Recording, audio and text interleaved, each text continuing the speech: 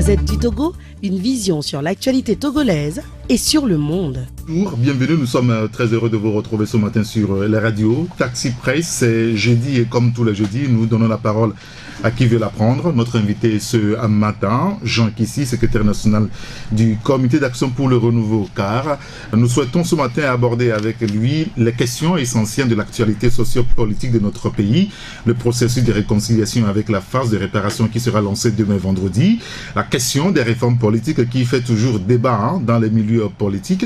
Nous toucherons également la gouvernance économique de notre pays, la vie actuelle du CAR sur le sujet. On va l'aborder avec lui. Bienvenue. Notre invité ce matin, comme annoncé, c'est Jean Kissi, le secrétaire national du Comité d'action pour le renouveau CAR. Monsieur Kissi, honorable, bonjour. Bonjour Eric. Je suis très heureux de vous retrouver ici sur Tati FM. Merci d'être là. Notre dernière rencontre était sur un autre média. Oui, c'est vrai. Et moi aussi, c'est la deuxième fois depuis que la station a été créée que je passe ici. Donc, je vous remercie de l'opportunité que vous m'offrez de passer une deuxième fois ici. Et je profite de l'occasion pour saluer les auditrices et les auditeurs qui prennent souvent votre taxi pour Assigame. Naturellement, et on fait le tour de la ville de Lomé, forcément. Exactement. Alors, comment ça se porte finalement votre parti, le CAR? Parce qu'il y a eu quand même un petit tremblement, mais vous avez réussi à quand même stabiliser je veux dire le CAR aujourd'hui. Oui, vous l'avez bien dit, hein. C'est vrai qu'il y a eu des secousses. Il y a eu des secousses dont les tireurs de ficelles et les ramifications viennent de plusieurs pôles, mais heureusement. Nous avons atterri, mais nous n'avons jamais eu peur parce que nous savions que le Seigneur était avec nous. Nous sommes profondément ceux qui sont restés au CAR, qui est la majorité, nous sommes profondément des croyants. Et vous savez, moi j'ai eu le temps de voyager très souvent et tout avion, quand il veut atterrir, le moment de passer de l'espace géant à notre atmosphère doit traverser ce qu'on appelle des moments de turbulence. Et c'est ces moments de turbulence que nous avons traversés. Mais si tu ne veux pas atterrir, tu ne veux pas traverser des mouvements de turbulence, tu ne peux pas atterrir. Donc, nous saluons Dieu d'avoir pu nous conduire et que le CAR s'est retrouvé après l'atterrissage sain et sauf. Vous avez vu ce qui s'est passé à la foire Togo 2000, je ne sais pas si vous avez été. Si, bien entendu. Voilà, vous avez vu ce qui s'est passé sur le grand terrain. Ça m'a donné des larmes aux yeux, moi-même en tant qu'animateur. Et nous avons atterri comme il y a des pilotes qui sont tellement bons que quand ils conduisent, quand l'avion atterrit, personne ne demande à personne, mais tout le monde applaudit dans l'avion. Oui. Vous attendez des sauts d'applaudissements partout dans l'avion. C'est ce genre d'applaudissements que nous avons eu. Et ça m'a donné des émotions. Ce jour-là, c'est moi-même qui animais. Et je me souvenais avoir dit que on avait dit qu'on allait nous laisser des coquilles vides. Et que tout ce que j'ai vu là-bas, des gens âgés de 85 ans, qui sont dans le parti depuis le début, qui se sont levés encore au cours de cette séance pour danser Touméoué, j'ai vu tout ça. J'ai vu tous ceux qui sont réunis au sein du conseil sénatorial. Tous ceux qui sont réunis au sein du comité directeur, plus pléthorique et plus important encore que ce que nous avions eu, que je me suis explosé à dire qu'on voulait nous laisser des coquilles vides, que si une coquille vide est aussi généreuse, donc je souhaite peut-être rester à la plage et ramasser des coquillages, parce qu'il n'y a pas de plus beau. Oui, c'est vrai, vous avez traversé des moments difficiles au niveau du CAR, mais non sans peine, hein, vous avez laissé des plumes, puisqu'il y en a qui sont partis, qui ont quitté le CAR pour aller créer leur propre hutte aujourd'hui. Quoi qu'on dise, vous avez laissé des plumes. Est-ce que c'est des plumes? Moi, j'ai appelé au finish, hein, parce que je suis l'un de ceux qui ont beaucoup souffert de cette crise, parce qu'au-delà des agressions verbales auxquelles je n'ai jamais répondu, en tout cas jusqu'à la fin jusqu'au jour du congrès, oui. Je n'ai jamais répondu aux agressions verbales que les gens envoient faire sur moi sur des radios en disant que on voulait remplacer Apémon par moi. C'est pour ça il fallait me tuer dans l'œuf. D'abord, si c'était moi, je n'ai jamais répondu jusqu'au jour du congrès. Vous voulez prendre la tête du parti? Non.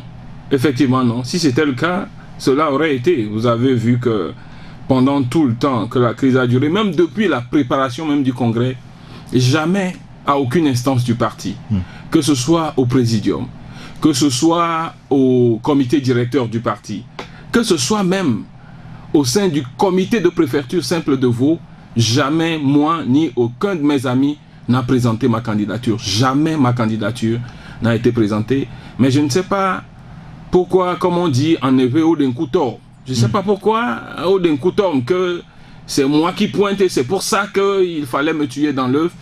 J'ai jamais compris, mais j'ai jamais répondu jusqu'à ce qu'on amène des gens de Lomé qui ne font pas partie de la préfecture pour faire une agression physique sur moi. Lors d'une réunion à Vaughan, j'ai pas répondu. Et il a fallu du courage et des conseils, souvent des prêtres, pour pouvoir traverser cette période. Je crois que si je n'avais pas fait comme ça, les gens ne seraient pas pris de sympathie pour nous. Parce que, au finish, c'est la façon dont les autres se sont comportés qui a poussé les gens à dire qu'ils sont allés trop loin, ils exagèrent, et à se prendre finalement de sympathie pour nous. C'est tout ça qui a joué. Je ne sais pas quelle sagesse nous a accompagnés, je ne sais pas quelle inspiration nous a accompagnés. Mais au finish, lorsque j'ai compté dans nos rangs, je me suis rendu compte que c'était plutôt une crise de purification, plutôt que d'avoir laissé des plumes.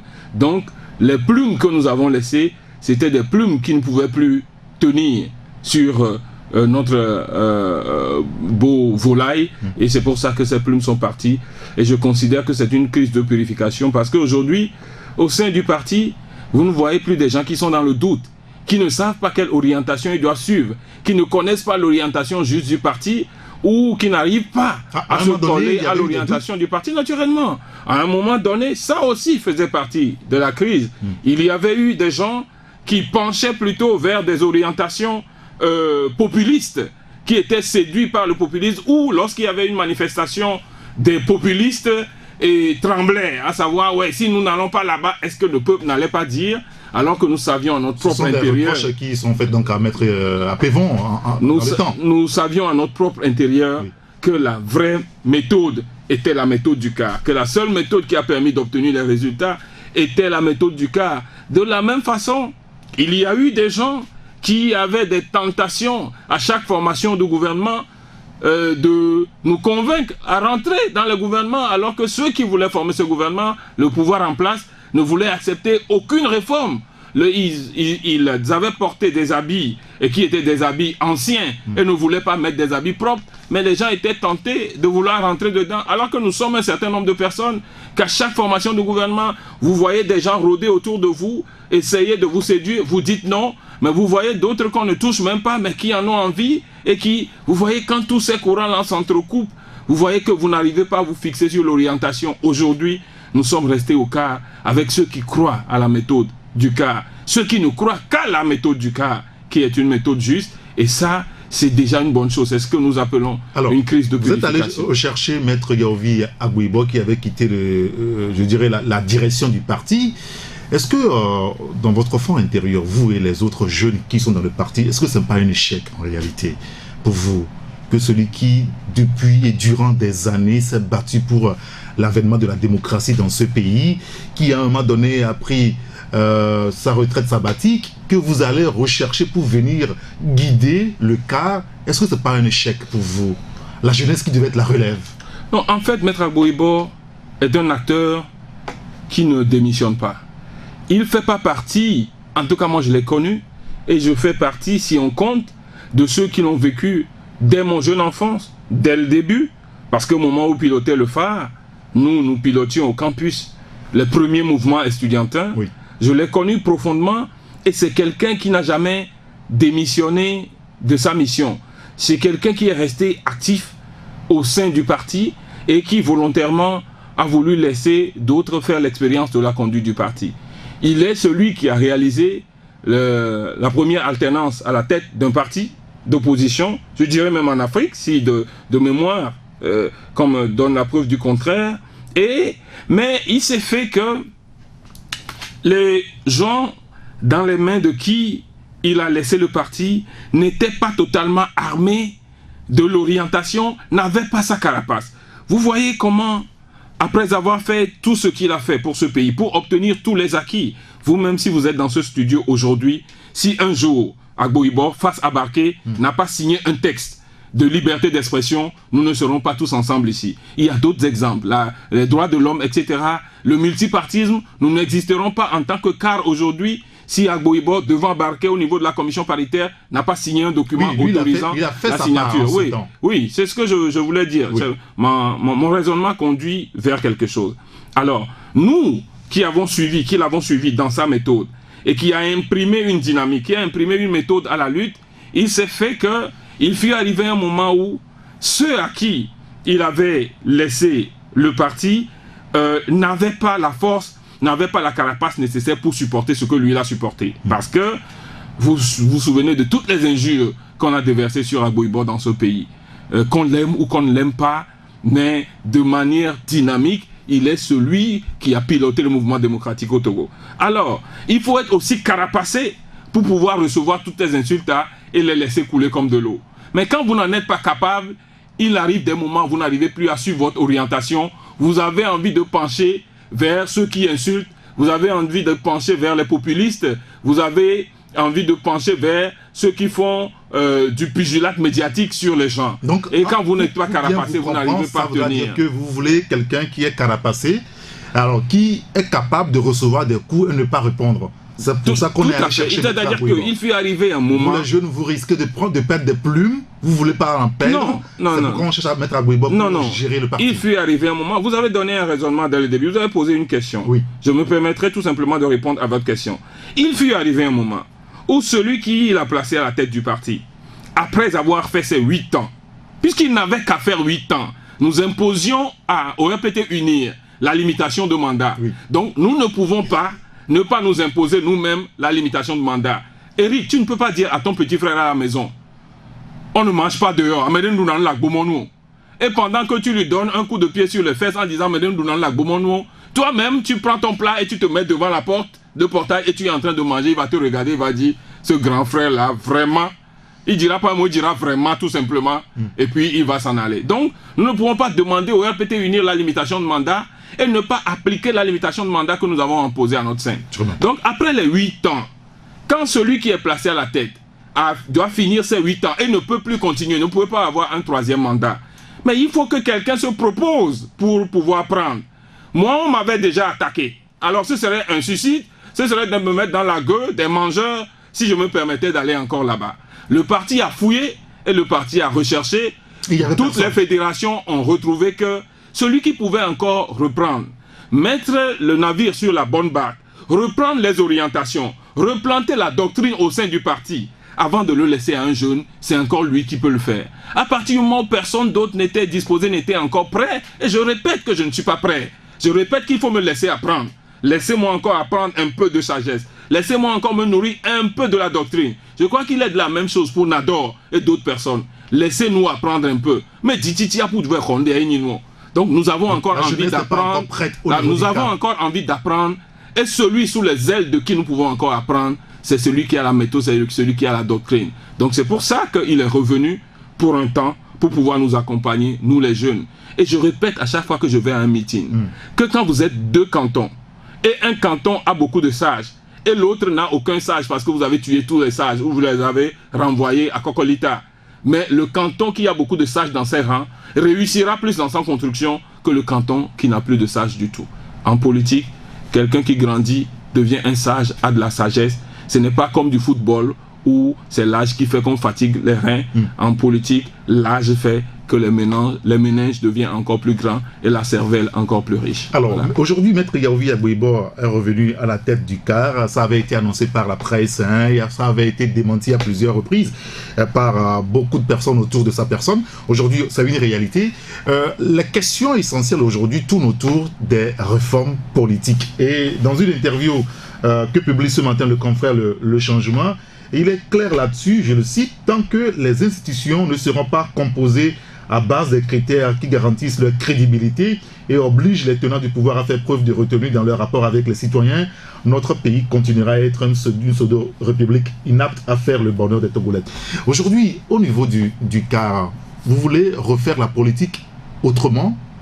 quand on ramène Maître Ayovi à Gbouibo, vous voulez donner une autre leçon de dynamisme à l'opposition togolaise, c'est ça? Nous voulons ramener la méthode. Nous voulons ramener la méthode. Eric, je vous donne juste un exemple qui nous secoue, qui nous attriste. Ça ne nous réjouit pas. C'est, il y a 2 semaines, les manifestations que le CAP 2015 a organisées de GTA à Agoué. Alors, ce qui nous attriste, c'est que lorsque une organisation aussi puissante de l'opposition arrive au fil des années à organiser une manifestation qui fait flop, qui est-ce qui gagne? Qui est-ce qui gagne des carapaces? C'est le pouvoir qui est en face, qui est en fait rejeté. C'est ce genre de choses que nous ne voulons plus. C'est ce genre de choses que nous disions aux gens depuis. Et c'est pour ça que nous disons que la méthode est autant plus importante que les gens qui le pilotent. Parce que nous avions amené les populations à des moments, à des manifestations maos. Regardez la manifestation, je dis tout simplement la manifestation du 12 juin 2012. Mais c'est-à-dire que je ne vois pas encore de pays sous le continent où il y a eu ce genre de manifestation. Mais lorsque vous n'en tirez aucun bénéfice pour les populations, parce que vous n'avez pas la méthode avertie, il arrive un moment où les mêmes populations vous tournent le dos. Quand vous voyez que ces manifestations, les 2 motifs de la manifestation sont importants, il s'agit de la hausse du prix du carburant et de la grève des enseignants. Oui. Donc, sans qu'on ne dise rien aux populations, le mardi, vous voyez comment eux-mêmes se sont mobilisés. Alors, posez-vous la question de savoir, comment est-ce que lorsqu'on ne leur dit rien, eux-mêmes ils se mobilisent, ils bloquent tout Lomé, et lorsqu'on leur demande maintenant de venir, ils ne viennent pas. Nous devons tirer les leçons. Ça ramène à la méthode. Ça ramène à la méthode que nous utilisons. La méthode est tellement importante, c'est la méthode qui doit être crédible pour les populations. Ça peut vouloir dire que, en réalité, les Togolais sont indifférents à leur misère. Mais s'ils sont indifférents à leur misère, pourquoi ils se sont mobilisés le mardi? Le mardi au lendemain de la haute du fruit, pourquoi ils se sont mobilisés? C'est là où moi je dis aux gens, c'est une question de méthode. Parce que quand vous arrivez, les populations ne sont pas des choses à manier à notre guise. C'est un couteau à double tranchant quand vous ne savez pas les utiliser. Vous devez avoir l'intelligence et la sagesse, la haute sagesse de savoir les utiliser. Et chaque fois que vous les utilisez, ils doivent savoir que lorsque vous les avez utilisés, vous avez obtenu un résultat. S'ils ne voient pas les résultats derrière, il arrive un moment où quand vous les appelez, ils ne viendront plus. Alors que leur misère, ils sont autant révoltés que les Togolais ne sont pas autant révoltés qu'ils le sont aujourd'hui. Oui, mais en même temps, ce qui s'est passé par rapport à CAP 2015, est-ce que c'est beaucoup plus lié à CAP 2015 ou beaucoup plus à je dirais à l'opposition tout entière? L'expression du rejet total de ce que depuis des années, on ne soit pas capable de satisfaire, je dirais, les populations. Mais est-ce que ce n'est pas ça? C'est la question qu'on doit se poser. Dans tous nos états-majors politiques, on s'est posé ces questions-là et on est en train de l'étudier. Et la réponse doit venir de la réflexion à toutes ces questions et à d'autres questions. Nous avons, quelles sont les méthodes que nous avons utilisées et que 90-91, nous avons obtenu un certain nombre d'acquis politiques, dont même la tenue de la conférence nationale souveraine, le multipartisme. Quels sont les éléments que nous avons utilisés pour pouvoir obtenir en 99 l'accord cadre de Lomé, qui est un accord immense, incroyable. Quelles sont les méthodes que nous avons utilisées à Gbouibo à la tête du dialogue national pour pouvoir obtenir l'APG? Et aujourd'hui, quelle méthode utilisons-nous pour ne pas arriver à obtenir la mise en œuvre d'une seule brindille de cet accord? Voilà les questions. Si on ne se pose pas ces questions-là, ce serait comme on a refusé de réfléchir. On a refusé de se regarder dans le miroir. C'est ces éléments-là que toute l'opposition doit analyser. Et c'est ça que nous essayons d'analyser. Vous savez... Mais en même temps, quand vous parlez, l'impression que vous dégagez à chaque fois, c'est comme si, sans mettre à Gbouibo, on ne pourra jamais atteindre le bout du tunnel. Non, non, effectivement non. Je dis non, parce que depuis que j'ai commencé mon émission, je parle de méthode. Oui. Mais comme ce n'est pas le nom commun, le nom propre d'une personne ou le nom commun d'une personne, ce mot ne vous frappe pas. Parce que chaque fois que je discute, et que nous discutions, vous retournez toujours sur le nom Agboibo, alors que le mot fétiche de méthode que j'utilise, vous ne le reprenez pas. Oui, c'est parce que ce n'est pas un nom commun de personne. Et ça aussi, c'est... Non, c'est pas évident, puisque quand on discute avec Maître Agboibo, c'est toujours le même nom qui sort, la méthode. Oui. Et c'est la méthode de Maître Agboibo, justement. Oui, tout à fait. Tout à Donc, fait. permettez que nous disons Agboibo. Oui, parce que la méthode dont il s'agit, c'est de Maître Agboibo. Mais ce qui est important, si vous prenez la personne, intuitif personné, sans parler de la doctrine, vous n'évoluez pas. Quand vous parlez du pape 6, sans parler de la doctrine sociale de l'Église, ça veut dire que lorsque le pape 6 est mort, il n'existera plus rien. Mais lorsque vous parlez de la doctrine sociale de l'Église, ça veut dire que vous parlez en même temps du pape 6, mais vous parlez de Jean-Paul II, de son nom d'excellence, vous parlez en même temps de Benoît XVI, et vous parlez des autres. Voilà, Eric, ce que je veux vous faire comprendre. Parfait. Que même si c'est Maître Agboibo qui a inspiré la méthode, pour nous, au cas, la méthode est plus importante et plus élevée que le nom d'Agboibo. Parce que si demain, il n'est plus, si demain il voyage, il faut que sa méthode reste et que nous puissions l'utiliser. Quelle est la méthode, si son nom reste et que la méthode est foutue, ça veut dire qu'il n'a pas laissé un arbre avant de mourir. Oui, quelle est la méthode justement pour que enfin la question des réformes politiques soit une réalité? On a signé un accord politique global depuis 2006 et depuis lors, personne n'est arrivé à pouvoir mettre ça en œuvre. Et le pouvoir et l'opposition, on se chamaille. Oui. Quelle est la méthode? La méthode pour arriver à ça. La méthode prend son socle tout simplement sur le dialogue. Ça prend son socle sur le dialogue. Il y a la pression et le dialogue. Alors, la différence entre... Je prends juste un exemple, parce qu'il faut prendre des exemples pour illustrer. La différence entre ce qui s'est passé en 91 sous Agboibo et ce qui est passé en 2012 sous le CST à Javon Fabre, la différence c'est quoi? En 91, lorsque Maître Agboibo fait bouillonner la rue, et il y a des gens dans les rues, il y a de la tension dans le pays, avec les menaces, on tape ses femmes, on va brûler ses maisons. Mais le résultat c'est que, arrivé à un moment, lorsque le pouvoir se sent faible, et le pouvoir demande qu'est-ce que nous allons faire, et le pouvoir cherche à discuter, Maître Agboibo va et rencontre Eyadema et discute. Et lui dit, c'est ça que le peuple veut. Si vous ne faites pas ça, les gens sont dans la rue, je ne leur dirai pas de quitter la rue. Mais si vous faites ça, je leur dirai de quitter la rue. Alors, cette discussion dure quelquefois des jours. Eyadema fait la tête. Mais il arrive des moments. Lorsque Eyadema demande à Agboibo, mais est-ce que tu es sûr que tout ce que tu es en train de demander là, ce n'est pas pour me détruire moi, mais que c'est pour le bien du peuple? Et qu'Agboibo lui dit oui, c'est de manière honnête que je discute avec vous pour savoir ce qu'il faut faire pour ce peuple. À partir de ce moment, Eyadema obtempère. Demandez-vous comment ça s'est fait que lorsqu'on a tué les gens dans la lagune de Baie, et celui qui a commandité les tueries de la lagune de Baie était dans l'hélicoptère en allant à Kara, Agboibo était allé rencontrer Eyadema, et dans les heures qui ont suivi, on a obtenu la signature de la liberté d'expression, du multipartisme et du retour des réfugiés dont Gilles-Christ Olympio. Mais demandez-vous, c'est dans notre histoire. Même j'avais fini la fille, c'est dans notre histoire. Demandez-nous comment ça s'est passé et comparez cette méthode-là à ce qui s'est passé au 12 juin où les gens étaient dans la rue. Il y avait un ambassadeur européen qui était ici, le cours là, comment on l'appelle encore, j'oublie son nom. Lui-même, il était allé dans les rues et il s'était écrié. Celui qui était resté, Patrick Spirley, était dans les rues. Et on cherchait partout les responsables du mouvement pour discuter, pour pouvoir faire des concessions majeures. Non, les responsables sont allés se cacher quelque part en disant mais ce qu'il y a eu dans la rue là, on n'a qu'à plier ses bagages et partir, que nous venions nous asseoir. Et au moment où eux-mêmes finalement sont allés supplier les ambassadeurs pour demander à Ford de négocier, la période de synapse est passée et Ford a refusé de négocier et le mouvement a fait... Voilà des méthodes qu'il faut comparer. Mais en même temps, voilà quand il faut reprendre... Vous donnez le sentiment comme si on n'a jamais discuté avec le pouvoir de Faure Gnassingbé et qu'il n'y ait jamais eu d'accord et qu'on n'est pas traduit dans les réalités ces accords. Mais je vous ai donné deux exemples. Oui, mais... Nous avions discuté et nous avions obtenu l'accord politique global, oui ou non? Oui. Est-ce qu'on n'a jamais discuté avec Faure et on a obtenu l'accord politique global? Oui. Alors, est-ce que le 12 juin aura pu permettre de mettre en œuvre l'accord politique global? Oui. Est-ce que ça a permis de mettre en œuvre l'accord politique global? Non. Voilà là où je tombe sur la méthode.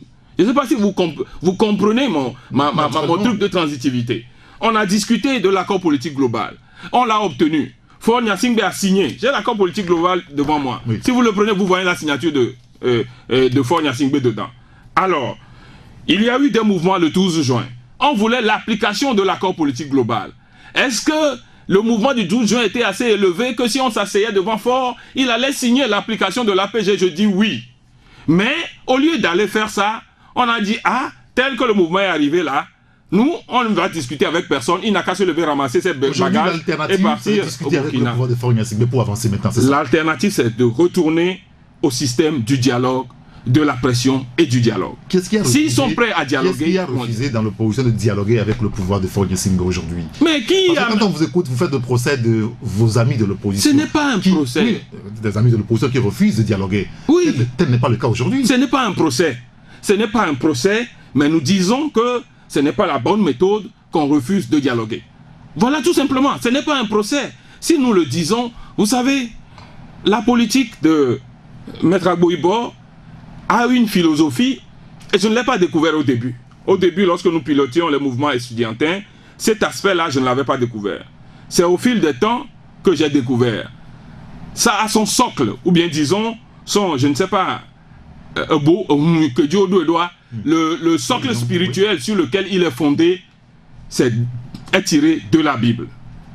Et se résume en une phrase. Jésus va chez Zachée. Oui. J'ai compris dans le Coran que c'est sa politique, c'est son orientation politique. Sa doctrine politique est basée sur ça. Jésus va chez Zachée. Ça veut dire que quelqu'un peut faire autant du mal. Lorsque tu es le bon, tu n'es pas venu pour le tuer, mais tu es venu pour le convertir. Tu vas chez lui pour le changer. Voilà. Mais c'est ça la méthode. C'est ça que nous n'appliquons pas. Vous vous souvenez, nous sommes allés à Togo Télécom 1. Oui. Mais aujourd'hui, je n'aime pas en parler, Eric. J'étais à Togo Télécom 1. Agbo-Ibor était à Togo Télécom 1. Apevon était à Togo Télécom 1. Nous avons listé tous les points qu'il faut régler à Togo Télécom 1. Pourquoi Togo Télécom a échoué? Et Togo Télécom 1, on nous a fait l'honneur de mettre quelqu'un de l'opposition à la tête de Togo Télécom 1. C'était Patrick Lawson, oui, qui avait dirigé Togo Télécom 1. Togo Télécom 1 a échoué parce qu'on avait accepté d'aligner tous les sujets.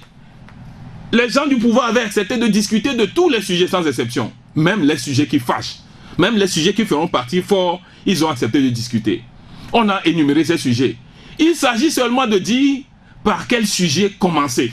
Et c'est pour ça, si dans l'intérêt, c'est-à-dire que si nous avons de la lumière, est-ce qu'au niveau de l'opposition, c'est sur ça que nous allons faire échouer un dialogue que nous, opposition, même nous sommes appelés à présider? Et c'était ça. En ce moment-ci, je ne savais pas.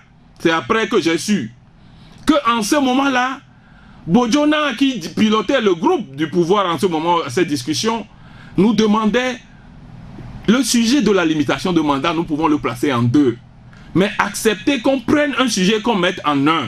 Et il nous dit, moi qui ai conduit la délégation du pouvoir, oui, vous voulez que je me fasse harakiri? Si je viens ici et que le premier sujet que j'accepte, c'est qu'on commence par la limitation du mandat, on va croire que moi-même j'ai des ambitions, c'est pour ça. Et il nous a conseillé qu'on commence par autre chose. On ne l'a pas écouté et le dialogue a échoué. Aujourd'hui, Bojona est dans la beau drap parce qu'on le soupçonne de toutes choses. Vous avez même parlé de lui dans les presses, qu'on a même bloqué son convoi. Mais vous imaginez quand vous faites le parcours, est-ce que vous imaginez que nous, les gens de l'opposition, nous puissions encore rire ou même sourire? Nous devons pleurer au fond de notre âme tout le temps pour savoir ça veut dire qu'il y a eu des erreurs sur le parcours. Naturellement. Maintenant, il faut relancer la machine. Tout à fait. Comment faire pour relancer la machine? Aujourd'hui, nous avons appris par les canaux des journaux que Jean-Pierre Fabre, je pense que le confrère, je ne me rappelle plus, je ne veux pas dire de bêtises, Jean-Pierre Fabre demande à rencontrer Faure Gnassingbé sur la question. C'est important aujourd'hui de relancer la machine. Oui, tout à fait. Moi, je crois que chaque responsable de l'opposition est dans son bon droit de rencontrer le pouvoir. Je ne sais pas si on y a mis la manière. J'aime pas non plus quand au niveau du pouvoir, comme au niveau de l'opposition, on joue au Jacouetu. Et nous savons que les gens du pouvoir n'ont pas de bonne volonté. Manifestement, c'est des gens effrontés qui se croient en terrain conquis, qui n'ont pas envie d'évoluer. Alors, quand ils enclenchent la stratégie de Jacouetu et que vous le jouez avec eux, vous jouez à leur jeu. Et depuis un certain temps, j'ai l'impression, et il est mon grand frère, mais que Jean-Pierre Fabre rentre dans le jeu de Jacouetu du pouvoir sans le savoir. J'avais dit, par exemple, lorsque nous étions allés présenter les vœux, que vous aviez défini des statuts où chacun a son rôle. Au moment de la présentation des vœux, vous écrivez une lettre à la personne que vous voulez le rencontrer. Mais au moment de la présentation des vœux, on invite tous les partis politiques et vous n'y allez pas. Alors que vous savez que la personne fait du jacouetu et qu'il peut se baser sur ça pour faire du jacouetu. Et c'est pour ça que, c'est-à-dire que ces petites choses-là, c'est-à-dire que, comme on peut dire chez nous, nous oublions, je ne sais pas pourquoi nous nous adonnons à ça, alors que nous sommes des responsables politiques d'un niveau, nous sommes appelés, même lorsque le peuple siffle, nous nous sommes appelés à élever, à avoir de la hauteur et à élever le niveau. Donc, la proie pour l'ombre. Pour l'ombre, on fait le petit ouya-ouya au lieu de nous occuper, au lieu d'utiliser la bonne méthode. Et je ne sais pas si ça a été fait dans les règles de l'art. Très bien. On va revenir sur le sujet tout à l'heure. On va marquer une pause. Après, nous allons évoquer les questions des réformes politiques et l'orientation du débat politique avec la commission de réflexion mise en place par le gouvernement togolais. La commission qui a je voudrais dire, rencontré pas mal de partis politiques. Nous évoquerons également les locales et puis la gouvernance sociale du pouvoir de Faure Gnassingbé. Comment est-ce que le CAR voit tout cela aujourd'hui? On va l'évoquer après le journal avec Flamme Sassi. On se retrouve dans une quinzaine de minutes. Deuxième partie de Taxi Presse avec l'honorable député Jean Kissi, secrétaire national du comité d'action pour le renouveau CAR. On évoquait avant la pause pour le journal parler des questions liées donc aux réformes et l'unicité qu'il faudrait avoir au niveau de l'opposition aujourd'hui. Est-ce que ce n'est pas finalement la seule issue pour pouvoir faire pression sur ce pouvoir? Non, tout à fait. C'est-à-dire que c'est difficile de mettre une pression maximale sur ce pouvoir sans avoir une synergie des forces démocratiques. Moi, je l'appelle une synergie des forces démocratiques. Sans une synergie entre les forces principales représentatives de la population, je pense que ce serait difficile. Ça veut dire qu'il n'est pas possible de se tirer dessus tout le temps. Oui, mais toujours est-il que si vous faites de la synergie, mais vous n'utilisez pas la bonne méthode, vous n'arriverez pas au résultat non plus. Il y a deux difficultés qui se posent dans ce cas de figure. La seconde difficulté, nous pouvons le résoudre facilement, c'est la question de la méthode. On peut s'entendre en suivant, en lisant bien notre histoire, en tirant des leçons, on peut s'entendre facilement sur la méthode. La seconde difficulté, c'est celle de regrouper tout le monde pour regrouper. Moi, personnellement, j'ai dépassé ce niveau. Parce que vous faites des regroupements et après des gens sortent, des gens disent des choses, des gens sont même commandités. Le pouvoir que nous avons est fort, hein. Le pouvoir est uni à un laboratoire solide. Quelquefois, vous voyez quelqu'un un parti qui est créé sur la place et subitement vous le voyez faire de l'extrémisme. Et il dépasse même les autres partis radicaux en allant vers notre droite ou notre gauche. Mais vous ne savez pas que c'est le parti au pouvoir qui l'a pipongé dans un rôle pour aller là-bas et essayer de vous ramener ici. Et le jour arrivé... Il y en a des partis comme ça? Ah, mais naturellement, le jour arrivé, il sort d'entre vous, il se positionne comme candidat ou il fait autre chose et c'est là où tout votre jeu s'écroule. Il y a ça non seulement au niveau des partis politiques, mais aussi des syndicats. Nous avons près de 110 partis sur la place aujourd'hui. Et parmi les 110 là, la majorité est créée par le pouvoir lui-même.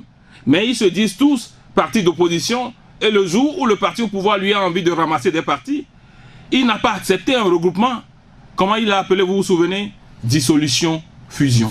Ce n'est pas anodin. Ces gens-là ont des laboratoires. C'est pour ça que pour moi, je ne rejette plus tout le monde, mais le fait de ramasser pour ramasser et aller des échecs en échecs parce que vous ne savez pas ce que l'un vient chercher. Quelquefois, vous faites un regroupement pour mettre la pression sur le pouvoir.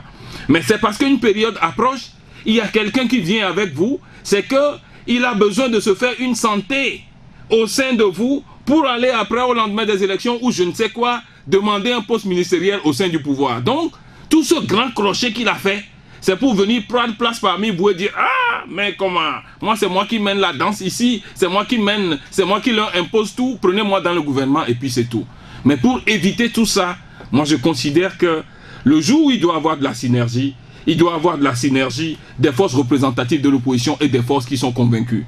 Aller dans tous les sens, ramasser tout le monde là, moi je n'y crois plus parce que ça détruit de l'intérieur. Les grands partis politiques de l'opposition, si on peut concéder l'espace là à ces partis, Et curieusement, ce sont ces partis-là qui se tirent dessus tout le temps. Quand on prend le CAR, on prend l'ANC, on prend la CDPA, le PSR et tous les autres grands partis de l'opposition, pourquoi est-ce que vous ne vous mettez jamais ensemble, que votre sport favori, c'est que vous vous tirez entre les pattes tout le temps? Oui, c'est parce que, pour la plupart du temps, on n'est pas d'accord sur la méthode. Et c'est pour ça que, souvent, quand les gens nous appellent, on appelle tout le monde pour des marches comme ça. Oui. Moi, je dis souvent qu'on ne va pas y aller parce que nous avons déterminé depuis un certain temps que nous ne nous mettrons ensemble que si nous savons ce que nous voulons faire ensemble. Ce serait quand même trop bête que quelquefois les gens n'ont pas les mêmes orientations. Vous les sentez, la forme même dans laquelle ils sont créés, ils n'ont pas les mêmes orientations, mais vous les voyez à des moments, ils s'agglutinent à des gens et vous ne savez pas quel rôle ils jouent. Quelquefois vous vous regroupez, vous n'arrivez pas à déterminer exactement ce que vous voulez, là où vous voulez aller. Et vous amenez les populations dans l'échec. C'est à travers les échecs successifs, parce que les populations togolaises ont fait des sacrifices. Hein. Non. Dans la mobilisation, dans le sacrifice, quand vous lisez dans notre histoire, ce que nous avons perdu dans les années 90-91, ce que nous avons perdu en 2005, en hommes, en blessures, vous savez que les populations ont fait des sacrifices. Moi, je me souviens, lorsque le moment était arrivé dans les années 94, et que nous avions fui, menacés au campus pour aller en Europe, la plupart des étudiants qui pilotaient le mouvement, que nous avons rencontré nos frères qui pilotaient aussi le mouvement en Côte d'Ivoire, la FECI, les Martial Hippo, etc., les Guillaume Soro, etc., lorsque nous les avons rencontrés, ces gens nous félicitaient en disant que ce que nous avions fait au temps d'Eyadema au Togo était tellement fort que s'ils avaient fait ça en Côte d'Ivoire, ils auraient déboulonné au Fouet-Boigny depuis. Donc ce peuple a fait des sacrifices. Mais à force de faire des sacrifices et de ne pas voir de résultats, le peuple arrive à se résigner. Et quelquefois, vous arrivez à comprendre. Ça veut dire que pour... C'est ce qu'on assiste aujourd'hui. Oui, ça veut dire que pour rebondir aujourd'hui, le peuple est prêt. Hein? Moi, j'écoute les gens parce que chaque fois que vous rencontrez des gens, les gens vous demandent, et voyons, qu'est-ce qu'on fait? Mille miasi melo, leko et la ia. Quand les gens vous envoient ces mots-là, ça veut dire que les gens intérieurement sont encore prêts. Mais ça veut dire qu'ils ne sont pas prêts à n'importe quoi. Ils sont prêts, ce n'est pas aller encore faire de l'épouvantail en disant « Fort va partir en 2 jours, moi je vous dis ». Et puis les 2 jours passent et Fort ne part pas. Et alors ça se répète et les populations s'en lassent finalement. Une synergie d'action s'impose. Est-ce qu'au niveau du CAR aujourd'hui, vous allez aussi réussir à faire ce pas vers les autres partis que vous jugez capables de faire cette lutte-là? Mais je pense que nous sommes toujours ouverts. Nous, au niveau du CAR, nous sommes toujours ouverts. Non, là, si vous dites que vous êtes ouverts, ça veut dire que vous attendez que les autres vous approchent. Non, nous sommes ouverts, nous sommes aussi prêts à aller auprès des gens, mais toujours est-il que dans le comportement des gens, nous devons savoir au moment où nous allons que nous pouvons obtenir quelque chose. Ça aussi, ça se sent. Lorsque vous voyez que la réflexion, lorsque vous avez des discussions de coulisses, que la réflexion évolue à ce que vous pouvez faire quelque chose de raisonnable, vous le sentez et à partir de ce moment-là, vous faites le pas. Imaginez qu'on dise aujourd'hui, Jean Kissi, Maître Agboibo, Nador se lève pour aller rencontrer celui-ci. Oui, Jean-Pierre, par exemple. Oui, même si on ne fait que... Même si c'était une rencontre de courtoisie, hein, même si c'est quelqu'un, un parent de quelqu'un qui est décédé et que les autres ne savent pas encore et que nous y allons, ça va siffler encore qu'il y a un autre regroupement. Et lorsque les gens savent que ce n'est pas ça, les gens commencent à se décourager. C'est pour ça que la situation est telle que donner ce genre de signes qui créent encore de la cristallisation et de trucs là n'a pas de sens. C'est que lorsque vous sentez et que des discussions à un certain niveau dans les coulisses sont assez poussées, c'est à partir de ce moment que vous pouvez faire quelque chose ensemble. Mais nous savons aujourd'hui au niveau du CAR que ramasser ne veut pas dire ramasser tout le monde. Il faut que les forces représentatives du pays, il faut que ces forces-là fassent une synergie et se fassent accompagner pour arriver vers l'essentiel. Alors, il faut une synergie d'action, mais personne ne veut faire le pas visiblement vers l'autre. Nous savons également qu'au niveau de l'opposition, vous connaissez, hein, vous savez qui est-ce qui fait quoi, qu'est-ce qui fait quoi. Vous pouvez jouer sur cette question. Alors, la question fondamentale aujourd'hui, on en parle depuis quelques temps, c'est par rapport aux réformes politiques, où Fort Gnassingbé, disons, le gouvernement a mis en place une commission de réflexion, une réflexion d'un télo. C'est comme ça que le confrère Liberté l'a appelé hier. Vous avez été aussi rencontré par cette commission, des discussions ont eu lieu d'ailleurs, à l'issue de cela vous avez sorti un communiqué. Est-ce qu'aujourd'hui vous voyez une volonté manifeste du pouvoir en place à avancer véritablement sur cette question de réforme politique avec la mise en place de cette commission? Non. Depuis le début, nous l'avons dit. Nous l'avons même dit lorsque nous sentions la chose venir. Vous savez, lorsqu'on ne veut pas régler un problème, on le renvoie au calendrier grec ou on le confie à une commission. Vous connaissez cette expression? Si. Lorsqu'on ne veut pas régler un problème, on le renvoie à une commission. Je crois que c'est ce qu'ils sont en train de faire. J'ai été heureux que mon frère Agbéo ait évoqué la question hier sur Radio Victoire, en disant, on nous a dit que tout a été discuté au sein de l'atelier du Ashkroun. Oui. Un atelier au sein duquel on a appelé tous les experts, des experts de l'extérieur comme de l'intérieur, de grands avocats, de grands professeurs de droit. Moi j'ai vu des photos, Maître Agbekponou, enseignant de droit, Dodi Kokoroko, de grands enseignants, en tout cas tout ce que le Togo a d'aéropage et même de l'extérieur, on les a rassemblés. Et on nous a dit qu'on est allé à des consensus. Alors vous enterrez ce consensus et vous mettez un groupuscule d'enseignants encore sur place. Ce ne sont même pas des enseignants, c'est des anciens premiers ministres qui n'ont fait que du fiasco sur leur route, en allant raconter n'importe quoi aux agents de santé. Et vous les ramenez, vous nous dites que c'est ceux-là qui vont régler les réformes pour nous. Comment est-ce qu'on peut renvoyer un dossier où on a déjà trouvé des consensus encore à une commission plus petite et moins élargie que celle-là? Vous savez ce qu'on pouvait faire?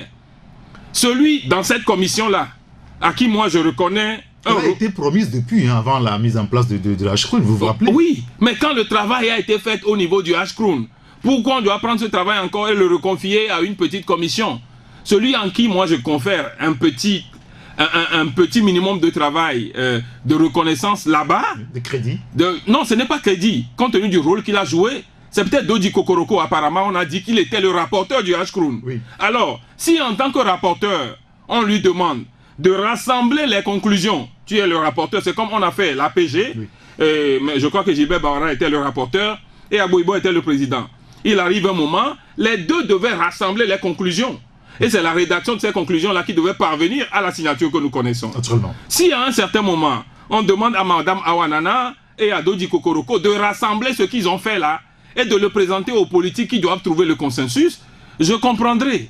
Mais qu'on mette tout ça au calendrier grec et qu'on aille mettre encore une autre commission derrière qui on cache l'idée de faire un référendum, il ne revient pas aux intellectuels d'aller prendre des décisions politiques à la place des politiques. Alors qu'il y a des politiques représentatives. Le Togo a voté des législatives à plusieurs reprises. Et il y a c'est des réflexions qui continuent à se faire. Oui, mais les réflexions ont été faites au niveau du Ashkroun. Les réflexions ont été faites dans les différents CPDC. Maintenant, qu'est-ce qu'ils vont faire? Ils vont venir mettre tout ça là au calendrier grec et ils vont initier de nouvelles réflexions sur lesquelles les gens vont s'entendre. Quand? Est-ce que c'est pas aussi la méthode dont vous parlez tout à l'heure? Discuter, continuer de discuter toujours. Donc, quand on ne veut pas régler un problème, on se met là et on discute, on discute, on discute.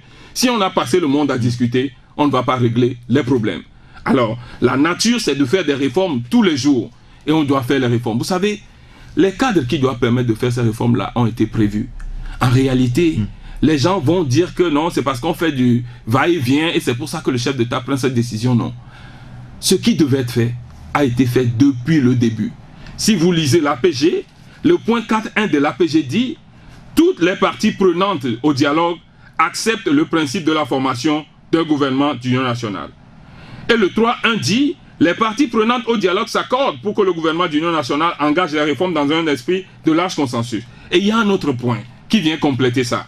Quand vous prenez l'APG, vous prenez le point 5.1. Et c'est ce point 5.1 qui est déterminant. Le point 5.1 dit « Les parties prenantes au dialogue conviennent de la création d'un cadre permanent de dialogue et de concertation sur les sujets d'intérêt national. » Et il ajoute à son deuxième alinéa, le gouvernement d'union nationale fixera les missions, la composition et les modalités de fonctionnement de ces structures. Un gouvernement d'union nationale a mis en place ces structures. Par le cas à Boibo. Aujourd'hui, le paysage politique a évolué. Laissez-moi aller jusqu'à la fin. Ces structures ont été mises en place. Un cadre permanent a été mis en place et au-delà même du cadre permanent, ce cadre permanent a offert une opportunité au président de la République. Ce cadre permanent a dit, lorsque nous les acteurs, parce que moi je fais partie du travail qu'on a fait dans le cadre permanent, on discute et qu'on trouve des points de consensus et qu'un certain nombre de sujets d'intérêt national sont restés et qu'on n'a pas trouvé de points de consensus, les premiers responsables de nos formations représentatives de la nation qui sont présentes à l'Assemblée nationale vont voir le chef de l'État. Ça veut dire qu'à l'époque, il y avait le CAR, l'UFC et puis le RPT à l'Assemblée. Ça veut dire que lorsque nous discutons, nous trouvons des consensus sur tout. Et qu'il y a un certain nombre de derniers points sur lesquels nous ne trouvons pas de consensus. Le chef de l'État reçoit J-Chris Olympio qui était à la tête de l'UFC, Agboibo qui était à la tête du CAR et qui était à la tête du RPT en ce moment, je ne sais plus, et Soli Toki qui est à la tête de... Et il trouve les solutions.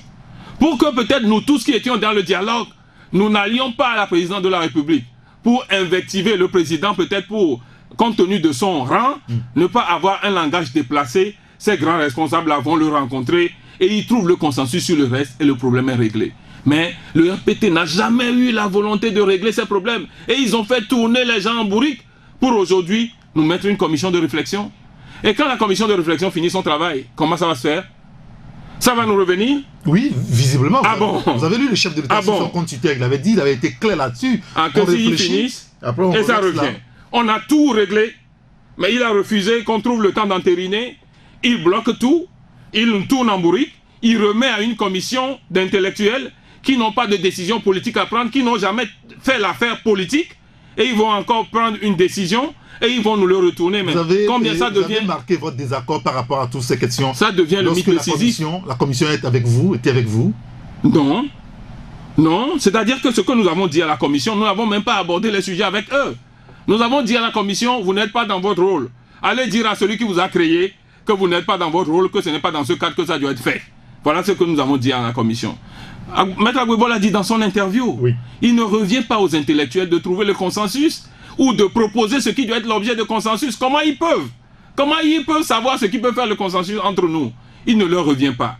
Et il a dit, le chef de l'État peut se faire accompagner d'un certain nombre. Il peut même faire accompagner le dialogue. C'est-à-dire que si les gens à l'Assemblée qui regroupent, si désormais c'est au niveau du cadre qu'il a envie d'y aller, alors il peut demander à tous ces intellectuels-là, assistez-les lorsqu'ils sont en discussion sur un problème, lorsqu'ils sont en discussion sur une question de rétroactivité, lorsqu'ils sont en discussion sur une question d'application immédiate de la loi, lorsqu'ils sont en discussion sur la composition des institutions de la République. Vous avez appris des exemples de la France, des États-Unis, etc. Assistez-les. Et il revient à ces intellectuels d'être derrière les politiques pour les aider, mais pas se mettre devant pour faire le travail, pour leur imposer lors d'un référendum bancal. Et comme on a l'habitude de connaître les élections au Togo. À cette allure, presque tous les partis politiques ont donné la même réponse à la commission de Ashkroun, enfin non, la commission de réflexion mise en place par le chef de l'État.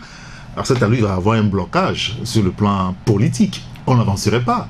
Mais le chef de l'État lui-même, le chef de l'État, c'est le chef de l'État. C'est le chef de l'État. Est-ce que vous avez vu que lorsqu'on a fini le Ashkroun et toutes les réflexions que nous avons, puisqu'il paraît que tous les CPDC qu'on a fait, oui, ils ont pris leur contenu qu'ils ont ramené au Ashkroun, n'est-ce pas? Oui. Est-ce que vous avez vu que le chef de l'État a fait rassembler tout ce qui a été décidé, tout ce qui a été réfléchi, tous les consensus trouvés là-bas, par le président et le rapporteur au sein d'un document, l'a fait endosser par le gouvernement et par l'entremise du ministre, l'a amené à l'Assemblée, nous avons refusé de discuter? Est-ce que nous avons fait ça? Si nous faisons ça, vous nous direz que c'est nous qui faisons le blocus. Mais si lui-même, il essaie de tourner les gens en bourrique, il enterre ça, non, c'est lui qui s'enferme dans un cul-de-sac. Il faut qu'il en sorte le plus rapidement parce que le chemin que le chef de l'État prend aujourd'hui, s'il veut faire un passage en force, ne nous conduit que le Togo vers la situation du Burkina Faso avant le départ de Blaise Compaoré. Quelle situation? Ça va provoquer l'insurrection populaire. Mais une situation où les gens sont débordés, les gens sont révoltés, et vous décidez de faire un passage en force parce qu'ils croient que les Togolais sont devenus des moutons, ils ne réagiront plus. Mais ils se trompent énormément. Mais pourquoi est-ce que vous comptez tout le temps sur les populations, le peuple, alors que vous, les politiques, depuis des années, vous n'êtes jamais arrivés à régler le problème? Mais la démocratie, c'est pour qui? Mais écoutez, ailleurs, les gens... Non, la définition de la démocratie, c'est quoi? C'est le gouvernement du peuple, oui, par le peuple et pour le peuple. C'est pas une démission finalement de vous, les partis politiques. Non. Vous vous réfugiez finalement derrière les populations. Non, non, c'est pas une démission. Vous avez dit... C'est pas une démission parce que... Elles ont tellement consenti. Parce que quand je suis devant vous, oui, je vous parle de ce qu'il faut faire. Quand je suis devant vous, je vous dis ce qui est raisonnable et je vous dis comment nous sommes prêts à accompagner. Je vous dis comment nous sommes prêts à travailler ensemble. Mais lorsque quelqu'un veut faire un passage en force, alors vous voulez quoi? qui est devant les événements. Alors là, le peuple sera obligé de prendre ses responsabilités. Est-ce que c'est les politiques qui ont demandé au peuple au Burkina Faso de prendre ses responsabilités? Non.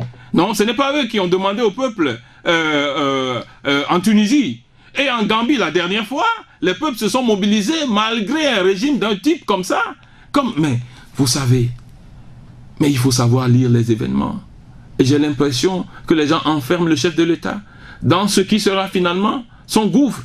Parce que partout, il ne restait encore que lui et Yaya Jammeh. Comme exemple cité dans le monde, malheureux exemple cité dans le monde, il ne restait que lui et Yaya Jammeh. Et quand vous voyez la nature du régime de Yaya Jammeh qui n'a jamais connu de soubresaut démocratique, vous croirez que jamais lui ne partira.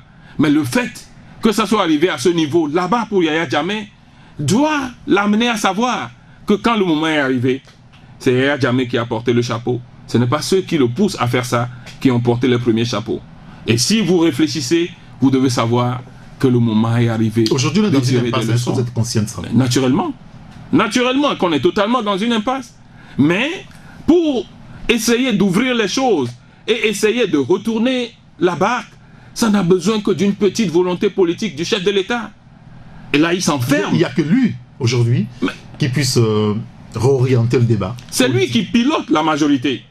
Au niveau de l'opposition, heureusement, il aurait été une difficulté si les grands ensembles... Est-ce qu'il ne faut pas définir d'autres canaux, d'autres stratégies pour les contraindre finalement, Florian Singbe? Ah oui, mais nécessairement, c'est ce dont je parle. S'il oblige les gens, maintenant il va obliger des gens à aller dans un sens. Alors que les gens étaient ouverts, il va obliger les gens à aller dans un sens. Je dis au moins, la violence. Au moins au niveau de l'opposition aujourd'hui, il y a au moins un dénominateur commun. Et ça, il peut s'en féliciter et saisir la balle au bon. Il fut un temps, des gens dans ce pays ont rejeté l'accord politique global. Mais aujourd'hui, quand vous prenez les grands ensembles de l'opposition, en tout cas, les partis représentatifs que les populations ont envoyés à l'Assemblée aujourd'hui, tous au sein de l'opposition ne jurent que par l'APG. Vous prenez l'ANC, vous avez écouté, vous prenez l'ADI qui est là-bas, vous prenez le CAR, tous ne jurent aujourd'hui que par l'APG. Donc au moins le dénominateur commun est trouvé. Et en même temps, la base facile par laquelle le chef de l'État peut approcher les autres pour essayer de discuter, de trouver le consensus, est trouvée. Il revient au chef de l'État de trouver tout simplement le cadre. Des cadres ont été même essayés, dont certains sont restés. Le cadre permanent a été essayé, mais au-delà même du cadre permanent, lorsque nous avions déposé notre proposition de loi, CAR a dit, vous savez qu'il y a eu des cadres dans lesquels on a géré ça. Donc, tout existe. Il revient au chef de l'État de trouver la marque pour trouver le cadre dans lequel il peut regrouper les acteurs politiques et essayer de s'entendre sur les questions essentielles. Alors, d'autres questions, sinon la question essentielle, on peut également trouver la question de l'élection, les élections locales. Et ces derniers temps, on a écouté deux sons de cloche au niveau du gouvernement togolais, la presse en a parlé abondamment. Aujourd'hui, est-ce que vous pensez qu'on ira finalement à ces élections locales-là? Et est-ce que vous êtes prêts au niveau de l'opposition si jamais, demain, on annonce ces élections? Nous devons y aller. Et ça fait partie de l'un de nos importants chevals de bataille, le premier d'ailleurs. Mais la question qui se pose, je ne sais pas si vous le savez, mais moi-même je ne le sais pas. Vous savez ce que c'est qu'une collectivité locale au Togo et les critères sur lesquels c'est défini? Moi je ne le sais pas, ce n'est pas encore clair. Ça veut dire que vous ne savez pas ce qui se passe au CP1, vous ne pouvez pas dire aller en 6e. Parce que, quelle est l'entité territoriale aujourd'hui? Quelles sont les différentes entités territoriales qui constituent une collectivité territoriale? Vous savez, aujourd'hui, ils sont dans un système où ils ont pris nos préfectures, ils ont coupé en 4 et en 3. Ils prennent le Yoto, ils coupent en 3. Tout comme les colonisateurs sont venus diviser l'Afrique, quoi. Ils ont pris un truc, leur cheval, et ils ont divisé. C'est comme ça ils le font. Mais comment est-ce qu'on peut savoir quelles sont les entités qui rentrent dans telle commune et quelles sont les entités? Maintenant, on regroupe les cantons dans une commune. Un canton même, quel est le critère d'obtention d'un canton? Comment se fait-il qu'un territoire qui est plus vaste que l'autre et qui contient beaucoup plus de population que l'autre n'a que 10 cantons alors que l'autre a 13 cantons?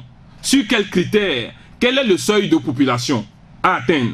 Quel est le nombre de lycées qu'il faut avoir? Quel est le type de marché qu'il faut avoir? Quel est le type d'infrastructure qu'il faut avoir pour que, voilà, des critères pour que un groupe de villages soit érigé en un canton. Deuxième niveau, quels sont les critères à atteindre pour qu'un canton ou un groupe de cantons soit érigé en commune?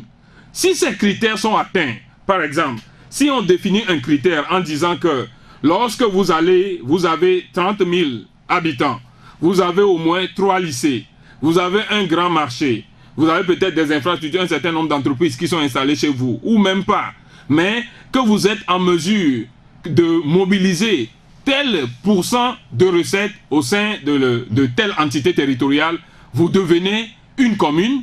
À partir de ce moment, Agbo-Dranfort sait en même temps si il a atteint ces critères pour devenir commune. S'il n'a pas atteint, Agbo-Dranfort sera classé sous la commune la plus proche jusqu'à ce que Agbo-Dranfort atteigne. Ça veut dire que lorsque Agbo-Dranfort atteint ce niveau-là dans 3 ans, ce ne serait plus au président de décréter que Agbo-Dranfort est une commune. Non, ce sera Agbo-Dranfort même d'écrire ces critères-là, 32 000 populations, 3 lycées, etc. Et tout c'est du Agbo-Dranfort écrit et Agbo-Dranfort dit « Je veux être reconnu comme commune » et Agbo-Dranfort devient commune. Voilà ce que la loi doit définir. On ne peut pas aller couper les communes et puis c'est le chef de l'État qui va venir rassembler « Oui, dans telle commune, je mets tel canton » et ils vont le faire de telle sorte que dans chaque commune, ils vont régler, ils vont regrouper les cantons qui leur permettent d'obtenir un maire quelque part dans les entités où ils sentent qu'ils ne sont pas forts pendant qu'ils bloquent les entités. Voilà le schéma qu'ils sont en train de faire. Les enjeux politiques sont plus intéressants à ce niveau finalement. Les enjeux pervers du pouvoir. Dites les choses comme ça. Vous n'aimez pas dire les choses par leur nom. Moi je souhaite que vous appelez les choses par leur nom. Les enjeux politiques sont des choses, de belles choses. Mais les enjeux pervers, qu'on découpe Lomé et qu'on découpe la préfecture d'Agouenivé et que Djagblé soit proche de là, mais qu'on aille couper à Détikope pour le mettre dedans, en venant rattacher Djagblé ailleurs, voilà les enjeux politiques pervers d'un régime qui ne veut pas changer. Voilà un peu les luttes que nous sommes appelés à mener. Alors aujourd'hui, parce que la question demeure sur le tapis, on se pose beaucoup de questions. Qu'est-ce qui va advenir finalement si jamais on dit « Ok, on est prêt, on va aux élections », puisque le ministre des Affaires étrangères, le chef de la diplomatie togolaise, a annoncé que les élections locales auront lieu d'ici à la fin de cette année 2017. Non, ça aussi, en tant que parti politique de l'opposition, nous devons être préparés à avoir en dessous une stratégie pour tout cas d'échéance que le gouvernement nous pose. C'est-à-dire qu'on doit être aussi prêt à les prendre à leur piège. Et on est capable de ça. Si ça s'organise, que vous soyez prêt ou pas, vous devez y participer, c'est ça? Quelle que soit la méthode qu'ils prennent, on doit avoir une stratégie face à ça. Et nous en sommes capables. Je ne vais pas venir vous dire aujourd'hui s'ils organisent dans telles conditions que nous y allons, etc. C'est pas ça la question. Mais, quel que soit le pôle qu'ils prennent, puisque eux-mêmes ils font des calculs, avant d'aller à leur chose, des calculs pervers. Face à chaque calcul pervers du pouvoir, nous devons avoir une tactique. Et c'est ça qui fera notre capacité. Voilà ce que je dis tout simplement. Alors, il y a d'autres sujets également. Depuis quelques temps, et d'ailleurs on l'a vu cette semaine, un mouvement qui milite en faveur d'un référendum. Tel que les choses se passent, est-ce que nous n'allons pas vers un référendum? Si les partis politiques, le pouvoir, vous ne vous entendez pas depuis des années sur des questions essentielles, est-ce qu'il n'est pas opportun de poser la question clairement aux populations? C'est le pouvoir qui, depuis des années, rejette son engagement sur les questions essentielles. Oui, supposons que dire la chose telle que vous l'avez dit, vous biaisez. Ok. Non. Maintenant, on est d'accord. Le pouvoir refuse. Voilà. On pose la question aux populations. Le pouvoir refuse. Ok. On va au référendum. Oui. On va au référendum. On ne va pas au référendum. On va au référendum pour dire quoi? Vous allez avec quel test devant le référendum? Vous allez avec quel consensus devant le référendum? N'oubliez pas, ce qu'il ne faut pas oublier au Togo, c'est que l'APG est le résultat de quelque chose.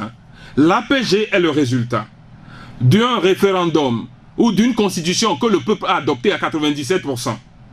En 92, qui a été piétinée en 2002 par le pouvoir. Et après, en 2005, pendant que l'autre président est décédé et qu'il a été décidé de ne pas modifier la constitution en cas de vacance de pouvoir, la constitution a été modifiée. Et quand la Constitution a été modifiée, le peuple s'y est opposé, on est allé aux élections et on a tué plus de 500 personnes. C'est le résultat de tout ça qui est l'APG. Et je dis aujourd'hui, le président Faure a payé l'APG par un chèque sans provision. Il ne peut pas se permettre aujourd'hui, sans créditer le chèque, de vouloir passer au référendum. Pour faire quoi? Est-ce que le référendum trouverait la solution à tous ces antécédents-là que lui a créés? Oui, mais en même temps, ce serait, je dirais, aujourd'hui, quand on va à un référendum, on demandera au peuple, si vous voulez qu'on passe à un scrutin à 2 tours, les gens répondront. Si vous voulez qu'on limite le mandat à 2, est-ce que c'est pas facile comme ça de le faire? Je dis, sur la base de quel consensus? Ce serait un test de qui? D'abord. Est-ce que ce serait un test de nous tous? Ou ce serait un test de UNIR? Ou un texte du chef de l'État? C'est ça que vous n'arrivez pas à répondre. On ne va pas à un référendum pour aller à un référendum. Ce n'est pas un truc de vision personnelle. Tout référendum où on ne trouve pas de consensus sur ces questions-là serait un référendum du pouvoir contre l'opposition. Donc ce serait un passage en force. Non, il y a Gilles Christ aussi qui est à peu près d'accord sur cette question. Vous l'avez écouté, cette dernière sortie. Gilles Christ est au gouvernement ou il est dans l'opposition? C'est un parti d'opposition, non? C'est ce qui se définit. Est-ce qu'il est au gouvernement ou il est dans l'opposition? Si vous ne le savez pas, vous lisez encore, allez lire sur Google les choses. Une opposition, c'est par rapport à un gouvernement. On s'oppose à quelque chose. Le mot même dit on s'oppose à quelque chose, non? Vous s'opposez à la politique qu'un gouvernement pratique. Et en même temps, dans les pays développés, vous avez un cabinet de l'ombre qui est prêt à remplacer celui-là. Donc, l'opposition est un mot qui s'appelle par rapport à un gouvernement. Donc, vous ne pouvez pas dire que vous êtes dans l'opposition et vous êtes en même temps au gouvernement. Sauf le cas d'un gouvernement d'union nationale. Les cas des gouvernements d'union nationale, c'est un gouvernement où les grandes entités qui sont opposées et qui vont à des élections décident de rentrer dans un gouvernement ensemble. Et dans ce cas-là, généralement, vous voyez l'un de l'ancienne majorité qui est au pouvoir, l'autre de l'opposition qui a la primature, ils composent ensemble un gouvernement. Donc, dans ce gouvernement-là, il peut y avoir de petites sensibilités, mais qui ne sont plus de grands partis représentatifs, qui ne sont que de petites sensibilités. Donc, c'est un gouvernement d'union nationale. Ce n'est que dans ce cas de gouvernement d'union nationale que toute notion d'opposition, de majorité est bannie, parce que tout le monde est dedans. Mais tant qu'il y a une notion de gouvernement d'une majorité, l'opposition, c'est ceux qui s'opposent à ce gouvernement-là. Ceux qui s'opposent aux actions, aux actes posés par le gouvernement. Gilles Christ Olympio aujourd'hui n'est pas dans l'opposition, donc il donne un avis qui vient du pouvoir. Voilà, ce que Gilles Christ dit, c'est le gouvernement qui veut passer à un référendum et c'est une opposition qui dit la situation du Togo ne permet pas un référendum. Tout simplement. Il y a un statu quo. On fait quoi? Le statu quo, je vous l'ai dit, ça peut être débloqué facilement par le chef de l'État, puisque c'est lui qui pilote tout ce qui bloque. À partir du moment où lui, il a un sursaut. Regardez, le Togo se trouve dans la misère. C'est le Douale Baba, mais là, vous voyez, les gens ne travaillent plus. Le Togo est un poisson pourri par la tête, et ça s'infuse dans les choses. Mais il doit arriver un moment où, au moment où la tête est encore là, mais il doit se dire, mais tiens, que moi aussi je dois me regarder dans le miroir et me dire, comme les enfants disent aujourd'hui dans leur langage WhatsApp, un peu de quand même. Et qu'ils se retournent et qu'ils disent, contre le gré des faucons de mon camp, je vais faire les réformes. Je vais faire du bien pour ce pays. C'est trop facile de parler comme ça, Jean Kissi.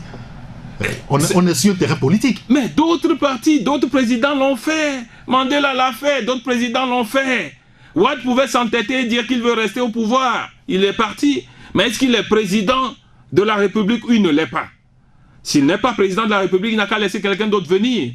Mais si vous êtes président de la République et que le pays se trouve dans un marécage et que vous acceptez ça, tout ça, ce pouvoir est constitué comme un chape de plomb qui pèse sur ce pays. Et le pays ne peut pas évoluer. Et c'est lui qui tient la clé. Et il ne veut rien faire jusqu'à ce que ça lui pète dans la figure. Eric, n'oubliez pas que pendant longtemps, les gens l'ont dit à Compaoré. Il fut un temps, Compaoré avait cru qu'il dominait tellement son peuple qu'il était devenu le roi que personne ne pouvait bouger. Et c'est dans cette situation que je ne sais même pas comment il a pu aller vers son avion pour aller vers Yamoussoukro où il fait du sport aujourd'hui. Souvenez-vous-en, quand vous donnez ces arguments-là à Faure. Voilà. Non, on se pose juste la question face à une situation qui s'est complètement enlisée. Qu'est-ce qu'on fait? Donner la parole au peuple ou pas? Bon, vous avez donné votre position sur le sujet.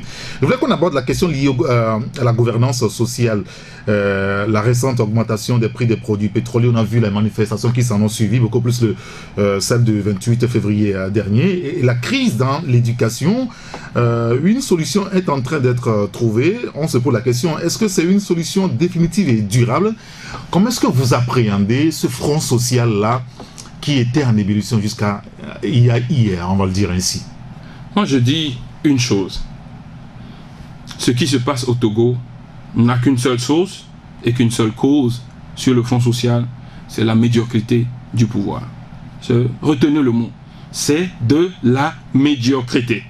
Les gens qui entourent le chef de l'État dans son cabinet, c'est de la médiocrité. Je prends juste un fil pour vous le démontrer. Moi, j'ai milité et j'ai travaillé, et ils le savent eux-mêmes, comment j'ai cogné à gauche et à droite pour faire le statut spécial de la police. Nous l'avons fait. Les décrets tardent à venir.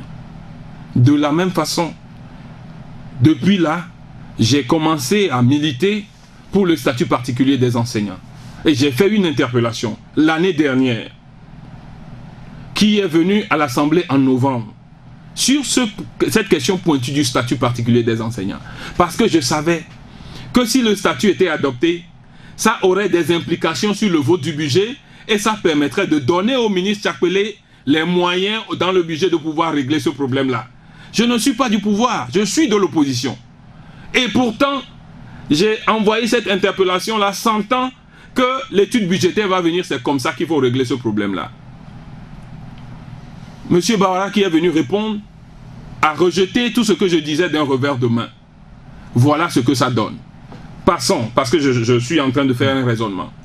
Dans le même cas, je suis en train de toucher les gens pour qu'on fasse le statut particulier des greffiers. Ce statut est sur la table de l'Assemblée nationale aujourd'hui, de la Commission des lois. Mais jusqu'à présent, ce statut ne vient pas pour qu'on le discute. On avait du temps pendant l'intercession pour pouvoir prendre le statut des greffiers. Il est déjà sur la table de l'Assemblée nationale. Pourquoi on ne le discute pas et on le scelle? Et un jour, les greffiers aussi vont faire grève. Troisième élément. Quatrième élément. Lorsque vous prenez le truc dans leur programmation, vous avez le statut de la police parce que c'est eux qui nous protègent. Si vous voulez qu'ils soient bien formés et que les militaires n'interviennent plus dans les manifestations, il faut qu'ils aient leur statut. C'est pour ça que moi, je me suis battu vite pour qu'ils aient leur statut. Ensuite, le secteur qui le suit immédiatement, c'est le statut des enseignants, qui n'est pas réglé jusqu'à ce jour. Dans la priorité, le secteur qui le suit immédiatement, c'est le statut particulier des personnels de santé. Oui. Alors, il fut un temps, vous savez que le Premier ministre Aoumé a eu ce problème. Depuis que ce problème s'est passé et que finalement on a accordé des avantages et que le truc est baissé, ils auraient pu faire le statut de la santé. Puisque vous avez accordé un certain nombre d'avantages, il suffit maintenant de le traduire avec un certain nombre de précisions dans le statut particulier. Si vous le faites, même si vous n'avez pas encore l'argent pour faire le reste, les gens seront prêts à attendre. Parce que depuis que le statut général de la fonction publique est voté, au moins ça a apaisé. Les syndicats, les centrales syndicales ne font plus de grève parce qu'ils savent qu'ils ont déjà un texte sur lequel ils peuvent se baser pour réclamer demain leurs avantages. Donc, le statut particulier du personnel de santé devait être fait depuis. Et de ce statut particulier du personnel de la santé devait suivre le statut particulier des greffiers et puis on verra le reste. Ça n'a pas été fait. Eric, ce n'est pas de la médiocrité. C'est de la médiocrité. Le chef de l'État doit savoir qu'il est mal entouré parce que sur tous ces statuts-là, il suffit d'avoir un premier groupe de contacts qui sont de bons rédacteurs, de bons juristes et à chaque fois, vous prenez des gens du secteur et vous les ramenez. Si vous leur donnez un mois, ils règlent le statut des enseignants. Après, ils remettent ça au gouvernement pendant qu'il est en train de travailler. Vous leur donnez un mois. Sont des médiocres, sincèrement. De manière générale, c'est la médiocrité qui cause. Parce que comment vous pouvez comprendre qu'on on vote un statut particulier et que pendant plus d'un an, on ne prend pas les décrets d'application? Le texte est là. Et on dit ce chapitre de texte là déduit ça. Ce chapitre du texte donne lieu à ça. Et il faut juste le rassembler et signer un décret. Comment pouvez-vous comprendre que les décrets ne sont pas pris? Et vous voulez donner quelle note à ces gens-là? Que c'est des premiers de la classe? Mais comment? C'est-à-dire que mais c'est trivial, non? C'est évident. Non. C'est-à-dire que c'est de la médiocrité et de la mauvaise gouvernance. Mais Eric, prenez un seul problème. Prenez un seul problème. On dit, pendant des mois, je fais des luttes pour que finalement, un ministre vienne me dire que la route Saint-Joseph-Lomé en foin, que celui à qui on a donné de l'argent, préfinancement, pour qu'il achète du gravier, du sable, et du fer à béton et de l'enrobé pour venir faire les routes, il est allé acheter des machines pour sa société avec cet argent-là. 26 milliards. Après, vous aussi, au Parlement, vous n'avez plus rien fait derrière. Oui, mais qu'est-ce que je vais faire? Moi, j'ai amené la chose jusqu'à connaître la vérité. Est-ce que je suis juge? Mettre en place une commission d'enquête parlementaire, comme on dit souvent. Et j'ai une majorité pour mettre en place une commission d'enquête parlementaire? Le CAR a une majorité, ou bien même le CAR et l'ANC réunis ont une majorité à l'Assemblée pour mettre une commission d'enquête parlementaire? Mais voilà, le problème est arrivé là-bas. Et 26 milliards, c'est comme si rien ne s'est passé. Tout le monde croise les bras, on regarde, quoi. C'est comme si on est quoi. Alors que, dans ce même monde où nous vivons, moi je me souviens, un premier ministre d'une république aussi riche que la France, Pierre Bérégovoy, on dit qu'il a fait un prêt de 50 millions, sans intérêt. Et c'est rien que pour ça, de 50 000 francs français. En ce moment-là, il n'y avait pas encore l'euro. Et rien que pour ça, il sent que ça a sali son honneur et il s'est suicidé. Mais dans le Togo, quelqu'un peut se permettre de prendre 26 milliards pour construire les routes et aller acheter des machines, et puis tout le monde se tait. Le ministre est toujours en place, tout le monde est en place, et voilà, rien ne se fait. Parce que, pour que le ministre craigne pour son poste et demande la restitution, il faut que lui aussi, il y ait des mesures qui lui permettent de craindre son poste. Si c'est vraiment la société qui a fait, et que lui n'a rien gagné dedans, s'il sait que s'il ne règle pas ce problème, il va tomber, il sera obligé de pousser la société à régler ce problème-là. Et vous dites que voilà, il faut garder un gouvernement comme ça. Oui, mais si la gouvernance, oui, mais si le gouvernement était si médiocre, celui qui le dirige doit quand même pouvoir le dégager. Mais c'est ça le problème. Alors, c'est ça le problème. Aujourd'hui, la gouvernance sociale c'est pour ça que le lendemain de ce prix de carburant là, moi j'ai demandé la démission du gouvernement. Franchement, ce gouvernement, je n'ai cessé de le dire, est une calamité.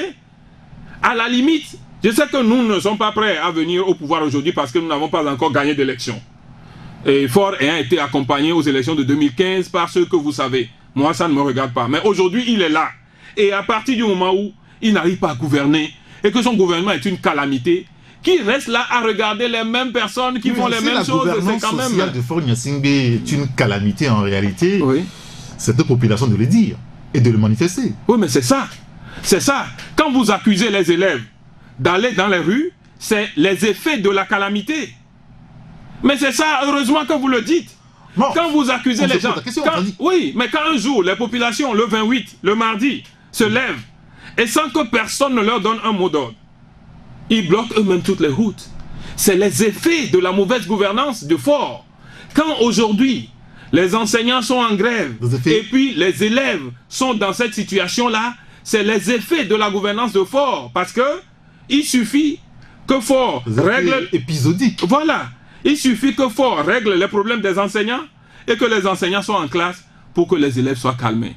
Alors quand vous passez dans la logique, vous savez que ce que des gens ont reproché, ce n'est pas à ceux-là qu'il faut le reprocher. Celui, quand il y a un problème, c'est-à-dire que on dit que toute faute quelconque qui cause un dommage à autrui demande à celui par la faute de qui c'est arrivé de le réparer. De la même façon, toute faute quelconque qui cause dommage à un peuple demande à celui ou au clan par lequel c'est arrivé de le réparer. Et Faure a l'obligation de réparer. Mais regardez-nous ce qu'on nous fait là. Pendant longtemps, nous avons lutté pour OTR. Nous avons dit, ce système-là ne peut pas permettre de fonctionner. Ça va détruire le tissu industriel togolais. Ça va chasser les opérateurs économiques. Pendant des années, nous avons crié ça, on nous a dit que non, que l'OTR c'est bon. Et on nous a mis quelqu'un là-bas. Un jour, on se lève, on le saute. Sans aucune explication aux populations. C'est-à-dire que nous sommes devenus, c'est-à-dire que nous sommes devenus leur... c'est-à-dire qu'ils ont le droit de disposer de nous comme ils veulent. Ou on leur donne la chose publique à gérer et ils ne rendent pas compte. Normalement, ça ne peut pas se passer. Lorsque ce n'est pas lors d'un remaniement ministériel et que c'est un jour comme ça, On saute un ministre comme on a sauté à Yassor. Vous êtes le dirigeant premier, vous avez l'obligation, ce n'est même pas une faveur, vous avez l'obligation d'expliquer au peuple ce qu'il a fait et que vous l'avez sauté. Mais si vous ne l'expliquez pas et que vous le sautez et puis après vous le ramenez encore dans un poste, mais qu'est-ce que vous faites alors? C'est de la gouvernance, ça? C'est ça la gouvernance? Est-ce que cette gouvernance de Faure Gnassingbé, vous aussi, vous n'en êtes pas pour quelque chose au niveau de l'opposition? En quoi faisant? Je pose la question. Oui, mais en quoi faisant? Moi, je sais que nous jouons notre rôle d'opposition. Et alors, voilà un pouvoir qui s'arc-boute, qui ne veut rien écouter. Tous les efforts que nous faisons au niveau de l'Assemblée, je ne dis même pas ce que nous demandons pour l'opposition. Je dis toutes les suggestions que nous avons faites au niveau de l'examen budgétaire pour que nous puissions accorder un certain nombre de crédits à l'enseignement et à la santé. C'est nous de l'opposition qui le demandons, alors que normalement dans un certain nombre de choses, on doit dire l'opposition doit vouloir que ces gens échouent. Mais bizarrement, l'opposition propose des choses qui permettent d'améliorer les secteurs essentiels. Le pouvoir refuse de nous écouter. Ils ont une majorité mécanique, ils font voter ce qu'ils veulent. Et après ce qu'ils veulent et qu'ils votent, débouche sur des crises et des grèves avec les élèves dans les rues. Et ils ont envie d'accuser les autres.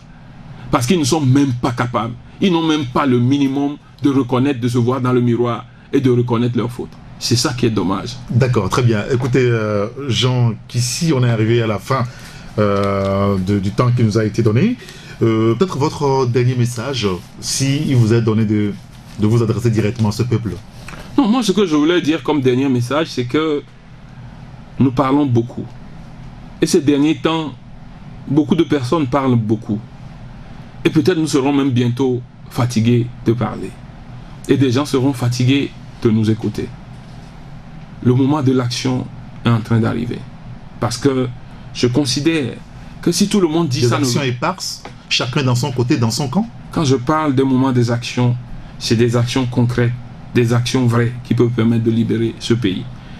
Quand tout le monde reste dans sa maison, aujourd'hui il y a des émissions interactives, et que tout le monde monte sur les radios pour s'égosiller, s'exploser sur les radios, ça ne suffit pas pour que les gens qui sont devant nous puissent partir.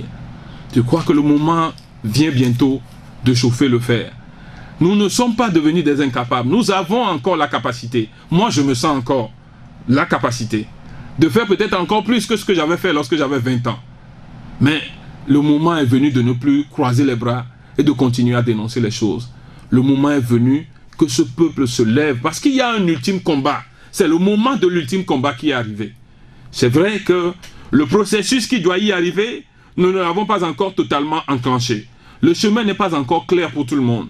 Mais dans la tête, chacun doit se préparer qu'il y a un combat ultime à mener. Et que ce combat vient bientôt. Et c'est ce combat qui doit nous libérer. Merci beaucoup, Jean Kessi. Je rappelle que vous êtes député à l'Assemblée nationale. Vous êtes le secrétaire national du Comité d'action pour le renouveau car. Merci d'avoir été notre invité ce matin. Merci à vous qui nous avez suivis. On se retrouve demain pour une nouvelle aventure sur la radio. D'ici là, portez-vous bien. Au revoir, à très bientôt. La Gazette du Togo, une vision sur l'actualité togolaise et sur le monde. Rejoignez-nous sur le www.lagazettedutogo.com ou sur nos comptes Facebook, Twitter et YouTube. Pour tout contact, écrivez à contact@lagazettedutogo.com ou appelez le 92 80 88 53. La Gazette du Togo, c'est l'information en continu.